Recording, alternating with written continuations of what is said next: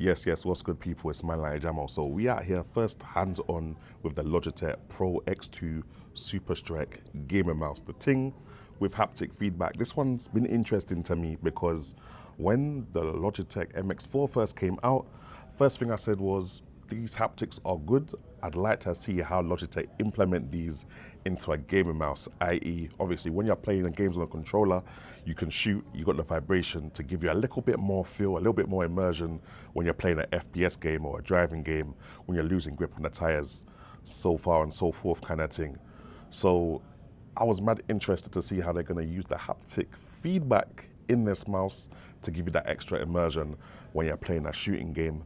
So let's have a little dive in and see what's really good in it. All right, now let's go for design first of all, fam.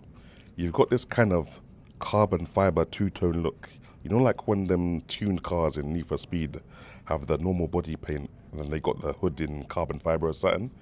That's exactly what this is given with the Pro X2 logo on there. You can see inside there with the wheel and everything, Super Strike logo on the side, X2 logo on this side. Only two buttons here. Not much going on the bottom apart for some skates. You got the on and off switch. No connect button kind of thing. So I'm assuming there's no Bluetooth in here. It's just straight 2.4 gigahertz. And under here, I'm assuming you have the little wireless charging puck and not wireless charging puck. You can put basically the receiver in there and all that kind of good stuff. I should actually wait until they give me the lowdown on what this mouse actually does before doing this part of the video. But I thought I'd just show you guys that for your convenience. Yes, people, now apologize for this part of the video. You'll notice there's no sound coming out of it because somebody forgot to do a sound check. But long story short, I was trying to show you what the software is saying that's going to be accompanying the mouse. Now, obviously, you use the software to customize the mouse to your esporting needs. So normal stuff like mouse DPI, mouse sensitivity, that kind of stuff there, you can obviously customize that in the software as you would with any other Logitech mouse. However, what's really cool about this mouse is the fact that because it's an analog mouse, you can customize the actuation points of the mouse click, just like you would in an analog keyboard. So if you want a light click to actuate the mouse button being pressed, you can set it to that. If you want a very heavy click or a very hefty click to actuate the mouse button being pressed, you can also set it to that. And the haptic feedback will tell you when the mouse button has realized that you've made a click. Now, it's the same situation for the rapid trigger response, which is how quickly can you press the mouse button again after you've depressed the mouse. So do you want a full depress before you're allowed to click the mouse button again? Do you want a slight depress so that you can literally click that mouse button as quick as possible kind of thing? Yeah, all that rapid trigger kind of stuff, you can set that on the mouse. There's like 10 steps at the moment, but obviously this is beta software, so I have to really wait until they've dropped the full software before we can speak on it. But as of now, this is the most customizable esports mouse I've ever used.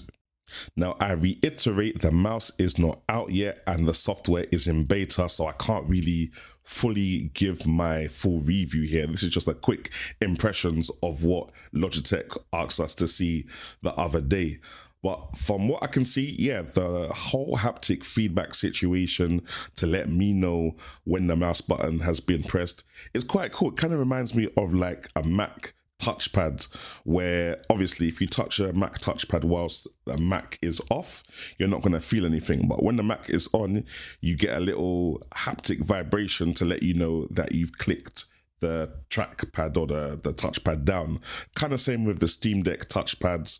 I think it's really cool use of haptic feedback. I would also like, just for the sake of immersion, maybe to use the haptics as normal vibration in a mouse as you would have in a controller. Obviously, normal vibration doesn't really give you that much of an esports kind of advantage. So maybe that's something that they would do in the G502X upgrade or sequel mouse.